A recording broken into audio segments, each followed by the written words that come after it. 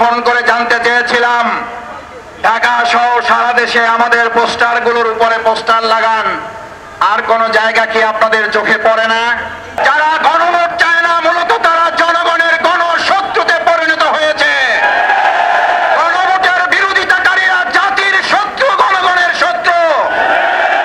জাতীয় নির্বাচনের পর আপনারা জাতীয় দেউলিয়ায় পরিণত হবে। আসসালামু আলাইকুম ওয়া রাহমাতুল্লাহি ওয়া বারাকাতুহু। আউযু বিল্লাহি মিনাশ শাইতানির রাজীম। বিসমিল্লাহির রহমানির রহিম।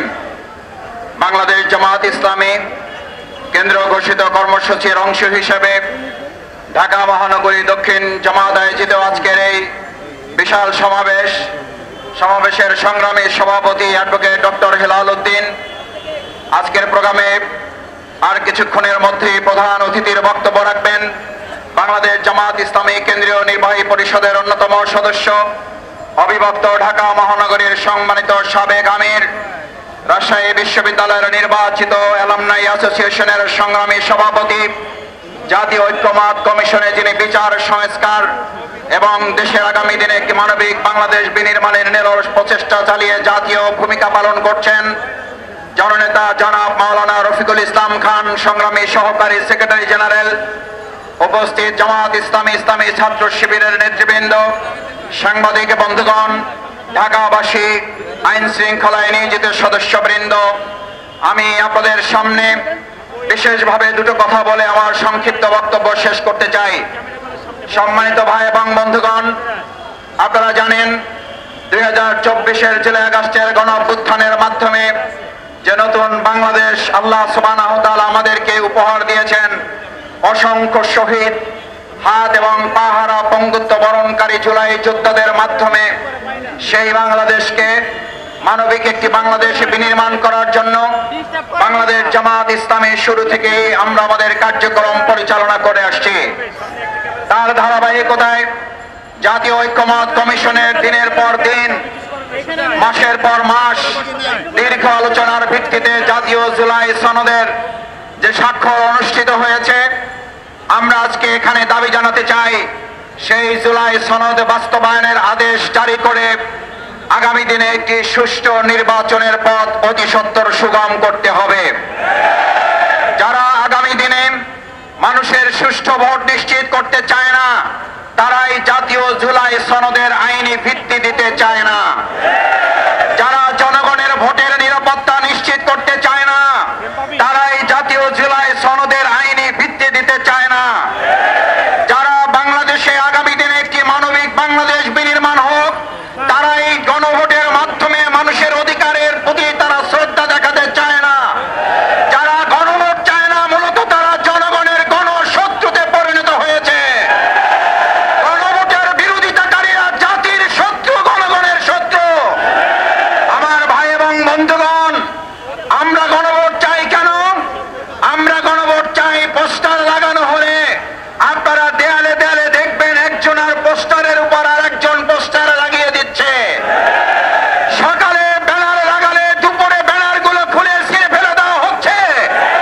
আমরা জানতে চাই প্রশাসনের কাছে, যদি আজ ব্যানারের নিরাপত্তা না থাকে, পোস্টারের উপর আর একজন পোস্টার লাগিয়ে দেয়, এই রাজনৈতিক সৌজন্যতা যারা দেখাতে পারে না, তারা জনগণের ভোটের প্রতি সৌজন্যতা কি করে দেখাবে? অত্যন্ত দুর্ভাগ্যের ব্যাপার।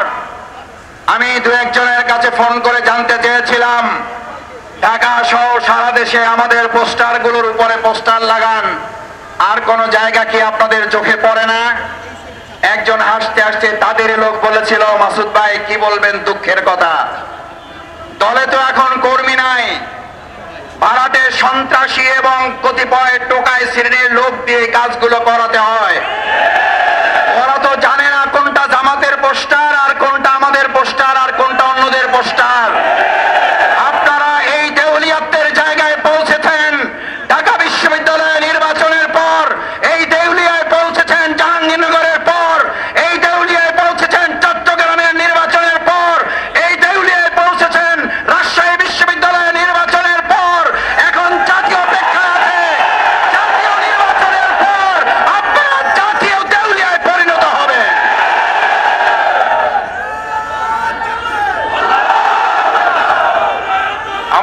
এবং বন্ধুগণ, আমরা খুব বিস্মিত হই একটা দলের দেউলিয়াত্ব কোন জায়গায় পৌঁছলে। আপনারা যখন কথা বলেন গণভোট এবং জাতীয় ভোট একই দিনে অনুষ্ঠিত হবে, গণভোট এবং জাতীয় ভোট একই দিনে অনুষ্ঠিত না হয়ে গণভোট আরো 15 দিন পরে অনুষ্ঠিত হওয়ার মধ্যে পার্থক্য কি? এটা একজন সাধারণ সম্মানিত রিকশাওয়ালা বোঝে, কিন্তু আমাদের বড় দল যারা ক্ষমতায় চলে গেছে মনে করে তারা বুঝতে পারে না। আপনারা যে বুঝতে পারেন না তা নয়, আপনারা বুঝে না বুঝার ভান করেন। এই কথাটা জাতি বুঝতে পেরেছে। গণভোটের মাধ্যমে দাবি আদায় করা ছাড়া বাংলাদেশের মানুষ আগামী দিনে জাতীয় নির্বাচন হতে দেবে না। হতে যে দেবে না। 4টা বিশ্ববিদ্যালয় নির্বাচনের পর মাথা এমন গরম হয়েছে, এখন মসজিদে ইসলামপন্থী এবং দেশপ্রেমিকদের উপরে হামলা শুরু করেছে। পরিষ্কার বার্তা দিতে চাই, প্রধান অতিথি কথা বলবেন। 24 ঘন্টার মধ্যে নোয়াখালীর সন্ত্রাসীদেরকে গ্রেপ্তার করতে ব্যর্থ হলে পরবর্তীতে সরকারকে নিতে হবে। উপদেষ্টা যিনি মাননীয়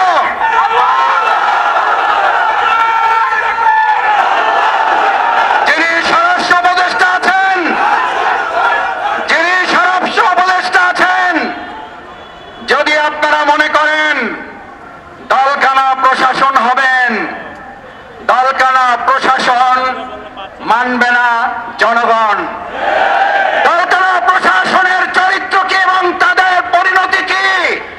2024 সালের জুলাই আগস্টে শুধুমাত্র শেখ হাসিনার বিরুদ্ধে লড়াই হয় নাই, লড়াই হয়েছিল